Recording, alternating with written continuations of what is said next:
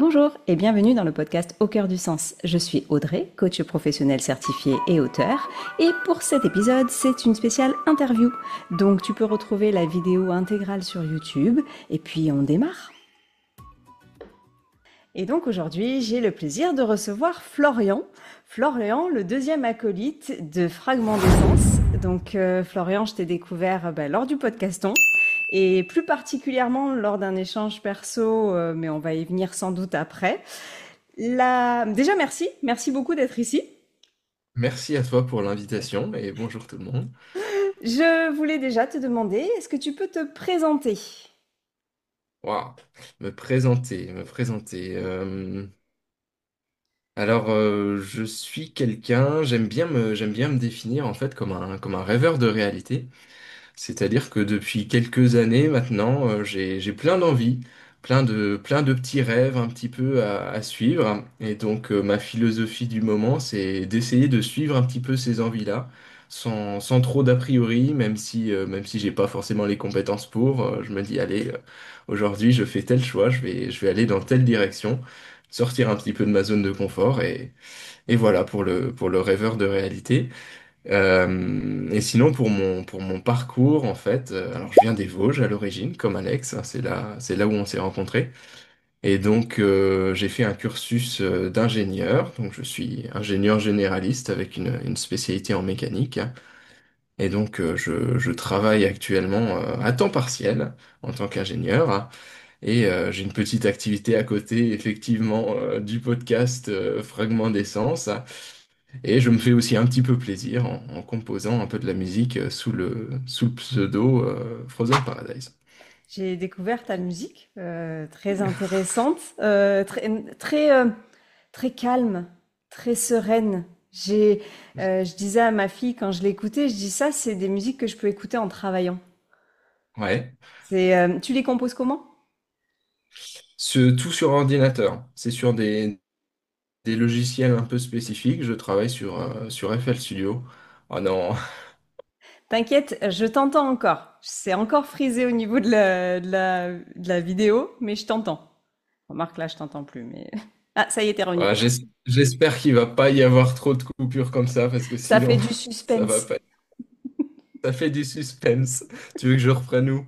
Non, t'inquiète, vas-y, continue vraiment, parce que sur YouTube, je laisserai la vidéo entière, et pour le reste, je me dépatouillerai. Donc, continue. Donc, on parlait de Frozen Paradise, et je te disais que c'était idéal pour travailler. Je trouve que c'est très apaisant. Ouais, ouais, super. Et tu me demandais Ah aussi oui, comment je travaillais. oui. Donc je travaille sur logiciel, c'est intégralement sur ordinateur, en tout cas jusqu'ici. Donc j'utilise un logiciel qui s'appelle FL Studio, et avec plein de plugins qu'on appelle des librairies de sons. Donc ça peut être pour des instruments à cordes, des cuivres, des bois. On assemble un petit peu ces sons-là, qui en fait sont des enregistrements d'instruments réels, d'instrumentistes réels qui se sont un petit peu cassé la tête à jouer toutes les notes avec une certaine force, avec plus ou moins de dynamique. Et à la fin, on arrive à avoir des librairies qui sont assez réalistes, de plus en plus réalistes ces dernières années, tout en étant aussi de plus en plus lourdes. Mais en tout cas, dans ce domaine, ça permet de créer voilà, des musiques, des univers assez facilement. Et bon, j'ai commencé il y a plusieurs années maintenant, j'expérimente, je fais des trucs de temps en temps. Qu'est-ce que ça t'apporte? En fait, c'est survenu à une époque de ma vie, j'étais au tout début de mes études d'ingénieur. Il faut savoir qu'avant, je pratiquais le hautbois en école de musique, donc l'instrument, le hautbois. Je jouais dans l'orchestre de ma ville, à Gérardmer. Et en fait, en arrivant en école d'ingénieur, c'est la prépa intégrée. Donc là, je m'étais dit, bon, de toute façon, le hautbois, il m'était prêté jusque-là par l'école de musique. Donc forcément, j'ai dû laisser tomber le hautbois. Avec le temps qui est utilisé pour les études qu'on connaît en école d'ingénieur, je m'étais dit, bon, ça va pas le faire. Donc j'ai laissé tomber tout ce qui était musique. Et au fur et à mesure de l'année, ça a avancé. J'écoutais toujours beaucoup de musique pendant que je travaillais tout seul dans mon appartement. Et j'avais un petit peu ce manque-là qui s'était créé. Je sentais qu'il me manquait peut-être une activité un peu plus créative. Et donc, comme j'étais pas mal sur des groupes Discord de discussion sur des musiques où effectivement il y avait quelques jeunes compositeurs à l'époque qui essayaient des trucs aussi, je me suis dit, bah tiens, pourquoi pas moi? Et c'est un petit peu comme ça que ça a démarré. Je m'y suis intéressé petit à petit. J'ai compris qu'en fait, en composant de la musique, on débloquait un nouveau langage finalement. C'est une manière un peu différente de s'exprimer. Et là, ça a de nouveau coupé, je crois. T'inquiète, Non, t'inquiète. c'est bon. On a tout entendu. Bon, super. Donc un nouveau langage, Euh, un autre donc langage. ouais, j'ai trouvé une nouvelle manière de m'exprimer en fait. Et ben, ça m'a pris, forcément, alors qu'à l'origine, au bois, j'étais pas forcément l'élève le plus assidu, le plus appliqué ou autre. J'avais pas vraiment la passion musicale. Et en fait, il a fallu que le hautbois me soit enlevé, pas contre mon gré, parce que j'étais tout à fait d'accord, pour que je me rende compte à quel point ça me manquait, en fait, la musique. Et voilà, ça a démarré un petit peu comme ça, et encore aujourd'hui, c'est un petit peu, voilà, une manière d'exprimer des choses par la musique que je ne suis pas capable d'exprimer autrement, tout en me fournissant aussi une activité un peu plus créative que j'ai pas toujours dans mon travail. D'accord. Et ce qui nous a fait alors bien matcher, c'est que alors il faut savoir que le podcast s'appelle aujourd'hui Au cœur du sens, mais dans mes débuts, il s'appelait En quête de sens parce que c'était vraiment ça. Moi, pour moi, c'est chercher le sens de la vie. Et bon, il était pris et par quelqu'un de très célèbre, donc après j'ai appris il valait mieux changer. Et tu as fait alors ça s'appelle le projet personnel en humanité sur la quête de sens. Tu peux nous donner le contexte? Alors, en fin de cursus ingénieur, il faut savoir que j'étais dans une école qui s'appelle l'INSA de Lyon, où on a une partie de notre cursus qui est axée sur les humanités en général. C'est-à-dire qu'on a des cours qui sont dédiés de la première à la cinquième année, donc qui incluent les langues, la culture européenne. Ça peut aller beaucoup plus loin. Ça peut être de la sociologie, ça peut être de la philosophie aussi, de l'histoire. Et on a, parce qu'on se revendique après en sortie d'école comme ingénieur humaniste, voilà. Et, euh, et il y a ce projet qui est obligatoire pour tous les étudiants qui terminent leur cursus ingénieur. Généralement, il se fait en dernière année d'école. Et ça s'appelle donc le projet personnel en humanité. On n'a même pas le choix parmi une banque de sujets. En fait, vraiment, on choisit ce dont on a envie de parler. On choisit de passer un semestre dessus. Après, c'est du travail personnel, donc c'est complètement en autonomie. On choisit de passer tout ce temps-là dessus, à se renseigner, à tenter de répondre à une question qu'on s'est fixée.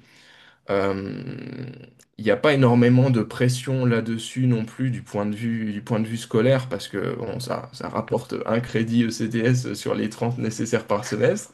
Donc, c'est pas forcément la chose sur laquelle on met son accent, mais c'est aussi une occasion assez improbable de se faire plaisir. Et donc moi, ça faisait un petit moment que j'avais ce questionnement-là, bon, que Attends, tout le tu avais monde a quel à un âge? moment ou à un autre. Comment? Tu avais quel âge quand tu as choisi ce sujet-là? J'avais quel âge? Ah, je devais avoir 22 ans. Ouais. D'où, à 22 ans, on s'interroge sur la quête de sens. Moi, ça me paraît pas si anormal que ça.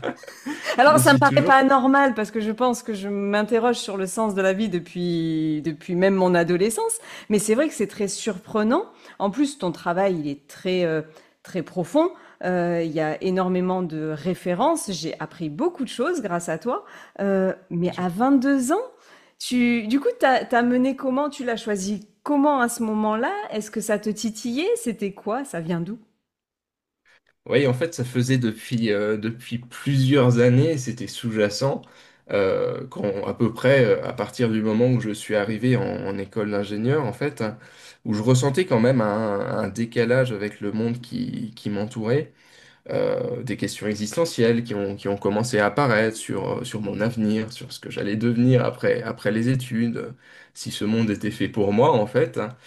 Et bon, ça a un petit peu évolué et au fur et à mesure du temps, j'ai réussi à dépasser ça grâce aux bonnes rencontres, aux bons moments aussi.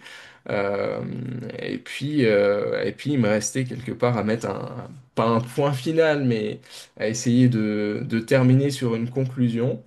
Euh, et me dire, bah, au fond, de toutes ces années de remise en question, parfois douloureuse aussi, qu'est-ce que j'en tire, qu'est-ce que j'en conclus? Et comme j'arrive à la fin de mes études, bah, qu'est-ce qui se passe ensuite, en fait? Voilà. D'accord. Et tu l'as articulé, tu savais déjà ton plan, tu savais, parce que à la fin, en fait, ce que j'ai ressenti, c'est que tu t'es beaucoup interrogé sur le bonheur aussi, sur qu'est-ce que le Mhm. bonheur, comment ça, c'est quelque chose, tu savais déjà ton plan, tu savais comment le mettre en place. Non, je ne pense pas. Alors, normalement, c'est le premier rendu qu'on nous demande de faire parce qu'on a quand même quelques séances de suivi avec le professeur encadrant. La première chose qu'on nous demande, c'est d'avoir un plan, ensuite de le détailler, etc. Mais c'est pas forcément quelque chose que j'avais en tête au début.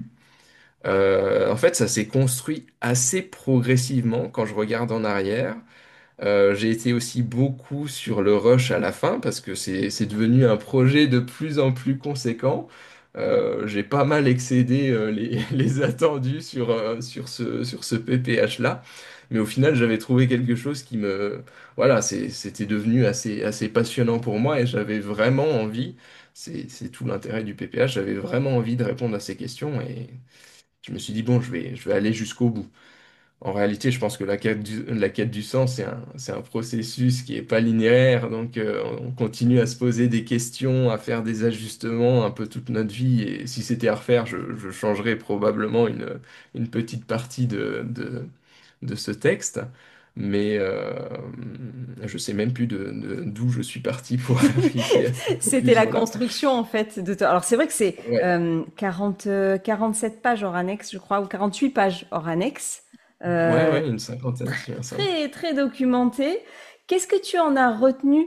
Parce que donc ça fait quelques années, quoi, pas tant que ça, remarque, mais qu'est-ce que tu...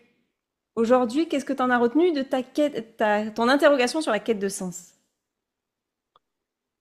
Euh, alors déjà sur les méthodes, ce qui me semble important d'autant plus pour moi, c'est de faire des bilans assez souvent, en fait, de s'écouter et de pas... Parce que j'avais aussi un petit peu tendance peut-être à rejeter des questionnements que j'avais, à me dire, ah c'est bon, te pose pas ces questions, ça va bien se passer, et puis c'est tout. Euh, Finalement, la leçon que j'en ai tirée, je dirais, c'est de pas me complaire dans des situations, de ne jamais hésiter à remettre en question, à se remettre en question aussi, même si c'est pas toujours agréable. Ça, je le fais assez spontanément, donc il n'y a pas trop de soucis. C'est une habitude Et après. vous voyez, c'est ça, c'est l'habitude. Donc, ouais, c'est vraiment cette partie-là, cette partie introspection. J'en ai gardé forcément des habitudes parce que à peu près dans ce contexte-là, j'ai commencé à faire de la méditation pratiquement tous les jours, ce qui est un outil, je pense, qui est ultra important pour bien s'écouter, bien se comprendre, comprendre pourquoi on ressent telle chose, quelles sont nos envies profondes, est-ce que vraiment je me sens bien? Voilà. C'est des questions que je me pose assez souvent. En Et fait, c'est puis, te mettre au cœur de ta voilà. vie, quoi, en fait. C'est vrai que Ouais, ouais. pour moi, c'est assez normal, se mettre au cœur de sa vie. Ben, on est quand même le personnage principal de notre histoire. Mais c'est Mhm. vrai que c'est... donc la méditation, tu utilises d'autres méthodes? Similaire à la méditation, non. Après, c'est beaucoup la musique, effectivement, qui m'aide aussi à varier un peu les activités. Euh, une des conclusions, notamment de ce texte, et c'est vraiment à ce moment-là, en cette fin d'études, que j'ai pris cette décision, justement, c'était de me laisser du temps pour moi Et c'est pour ça que je me suis tourné vers un temps partiel pour mon travail. Alors c'est un 80%, c'est pas un mi-temps, mais déjà ça me donne quelques heures de disponibles en plus dans la semaine pour faire des activités je dirais pas qui me plaisent, parce que ça sous-entendrait que mon travail me plaît pas, ce qui est pas tout à fait le cas. Mais voilà, pour varier un petit peu mes activités, voir d'autres choses si besoin, et aussi peut-être m'accorder un petit peu plus de temps pour moi. Ce que j'ai encore un petit peu tendance à oublier aujourd'hui. Mais voilà, c'est un travail continu, c'est pas linéaire, c'est une progression. Et avec Comme je tout ce disais, la boussole, elle change, faut réajuster, voilà, faut s'écouter aussi, et puis c'est comme ça qu'on avance. Et avec tout ce que tu as mis en place, donc la question signature de mon podcast qui tourne un peu autour de la quête de sens, c'est vraiment pour toi, Florian, à quoi ça sert cette vie? À quoi ça sert tout ça? Est-ce que tu l'as, cette réponse aujourd'hui? À quoi ça sert tout ça? Donc finalement, quel est mon sens à moi? C'est ça? Alors je répète forcément, je répondrai pas forcément la même chose dans un an, dans 2 ans, ou peut-être même dans une semaine, j'en sais rien. C'est amené à évoluer.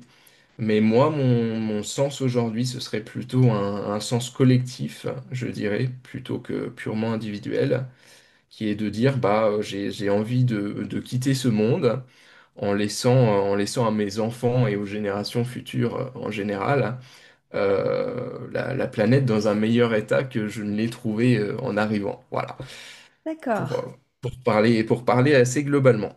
Euh, Il y a beaucoup de boulot à fournir. Mais en tout cas, c'est ma boussole, c'est elle qui guide globalement mes décisions au quotidien, mon mode de vie aussi, sans que ce soit non plus un motif de pression, ou de sacrifice ou je ne sais quoi. Mais voilà, globalement, c'est ça ma direction aujourd'hui, c'est ça mon engagement et c'est dans cette direction-là que j'avance, ouais. J'ai vu sur LinkedIn, tu veux parler un peu, alors je vais pas, je me rappelle plus de l'acronyme euh, attends, je me rappelle plus du tout. Euh, FT, attends, c'est moi qui bug du coup, j'avais tout fermé. Euh, TFTP peut-être? Merci.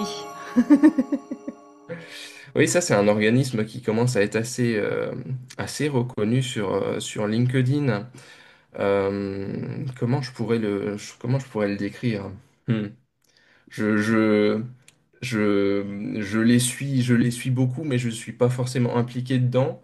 Donc, D'accord. je suis pas forcément le mieux placé pour en parler. Pour résumer, c'est un petit peu un organisme qui met en lumière des initiatives, en l'occurrence axées sur le climat, euh, voilà, sur la crise climatique, des solutions un petit peu qui pourraient survenir de la part d'innovation, des étoiles, comme ils appellent ça, je crois.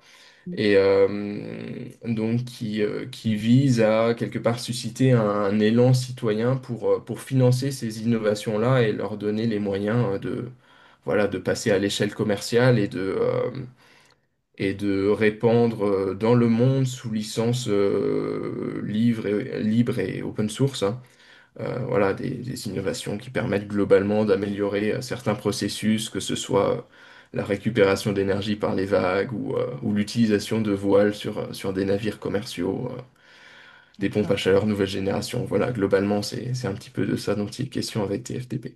Oui, c'est ce que j'avais vu justement. Ça comble du coup une partie de ton sens quand tu vois toutes ces innovations, quand tu vois tous ces projets. Ça y participe, oui, ça y D'accord. participe. Mm. Et toi, au Quelque part, c'est quotidien? important pour moi au quotidien, je dirais pas que ça occupe une grande place, encore une fois, mais je pense que c'est important, euh, même si évidemment on ne peut pas, à mon sens en tout cas, s'appuyer sur la technologie à elle seule pour avancer dans cette direction-là. Ça me semble important quand même de soutenir ces initiatives parce que malgré tout, elles nous font avancer voilà, dans un futur qui est un peu plus désirable et durable, en tout cas. Et fragment d'essence? Je sais plus du coup, parce que vous l'avez fait en collaboration, mais qui c'est Fragment qui a eu d'essence. l'idée? Alors l'origine, elle vient un petit peu encore de ce PPH quelque part.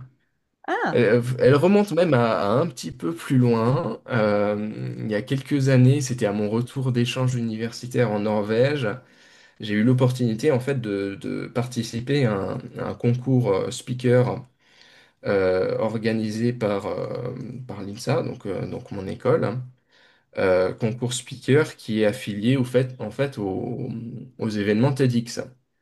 c'est Il quoi se les... trouve que les conférences TED, je ne sais pas Ah, si ça oui, te parle. d'accord. Ouais, Voilà, ouais, ouais.